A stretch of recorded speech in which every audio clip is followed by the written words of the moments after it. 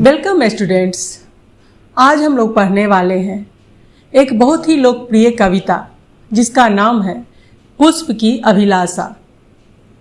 पुष्प की अभिलाषा श्री माखनलाल चतुर्वेदी जी की एक मशहूर कविता है।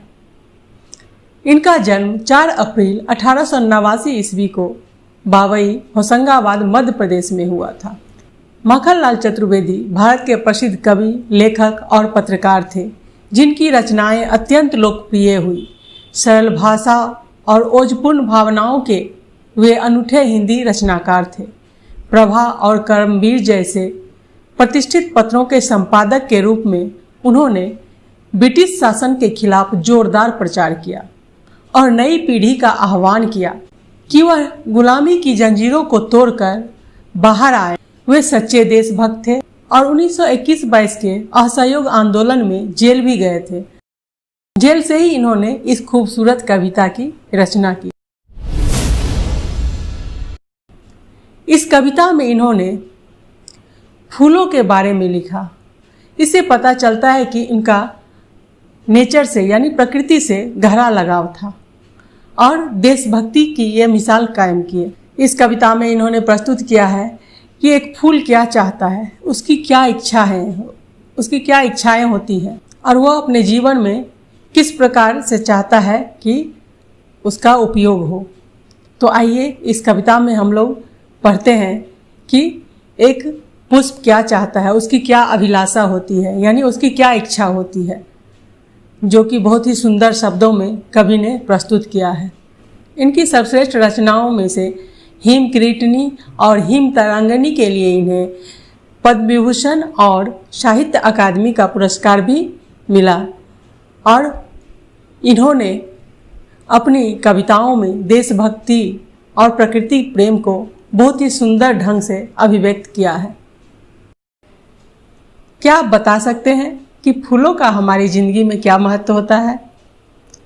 फूल हमारे लिए बहुत महत्वपूर्ण है। हम इनका यूज अपने ज़िंदगी के हर एक मोड़ पे करते हैं।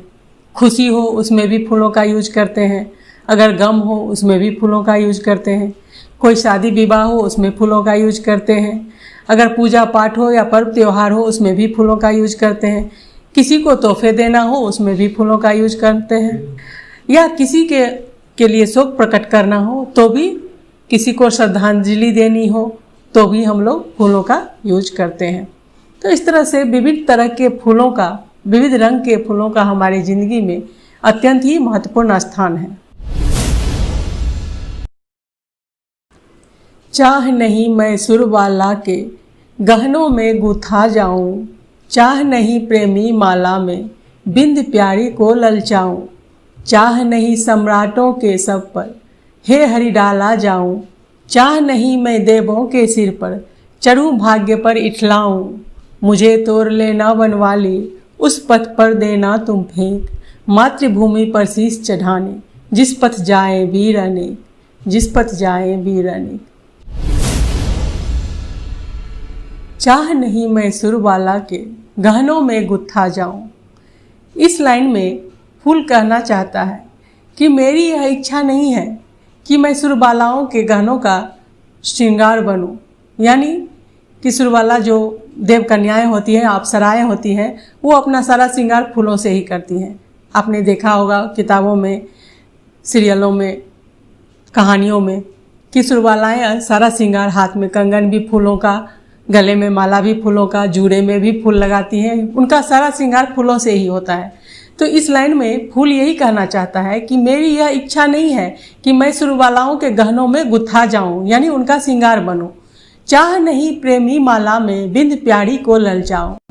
और आगे फूल कहता है कि मेरी यह भी इच्छा नहीं है कि मैं प्रेमी माला में, यानी बरमाला जो शादी विवाह में दूल्हा दुल्हन एक दूसरे को डालते हैं, तो यहाँ फूल कहता है कि मेरी यह भी इच्छा नहीं है कि मैं प्रेमी माला में बंधने के लिए ललचाऊं। चाह नहीं सम्राटों के सब पर हे हरि डाला जाऊं। और फिर फूल कहता है कि हे ईश्वर, हरि मीन्स भगवान विष्णु यानी ईश्वर। तो फूल कहता है कि हे हरि, हे ईश्वर, मेरी यह भी इच्छा नहीं है कि मैं सम्राटों के सब पे यानी बड़े बड़े राजा महाराजाओं के सब पर चढ़ाया जाऊं।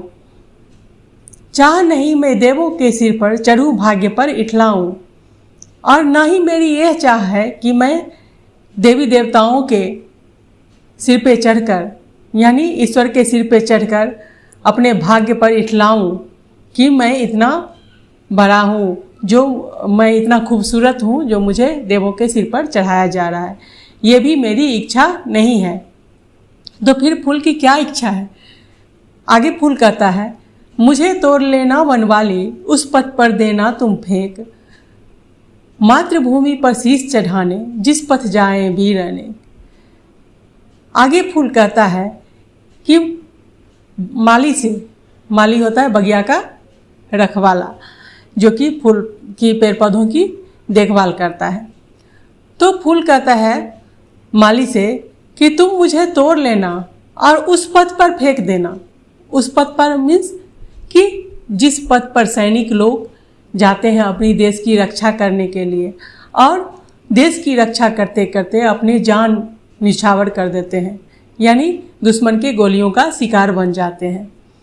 तो यहाँ फूल यही कहता है कि मुझे तोड़ लेना वनवाली, उस पथ पर तुम देना फेंक, मातृभूमि पर शीश चढ़ाने, जिस पथ जाए वीर अनेक, जिस पथ जाए वीर अनेक।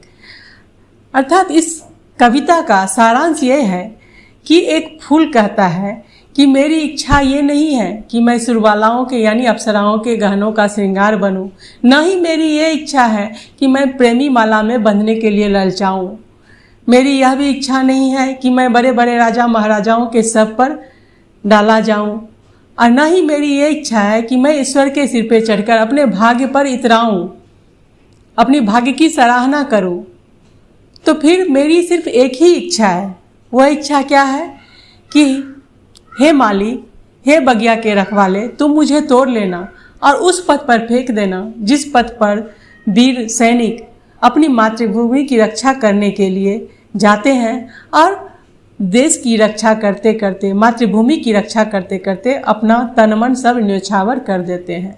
तुम मुझे उसी शहीद के पथ पे फेंक देना। तो बच्चों, इस कविता से हमें यह सीख मिलती है कि जीवन की सफलता मातृभूमि पर समर्पित होने में है, देश के लिए तन मन न्यौछावर करने में है।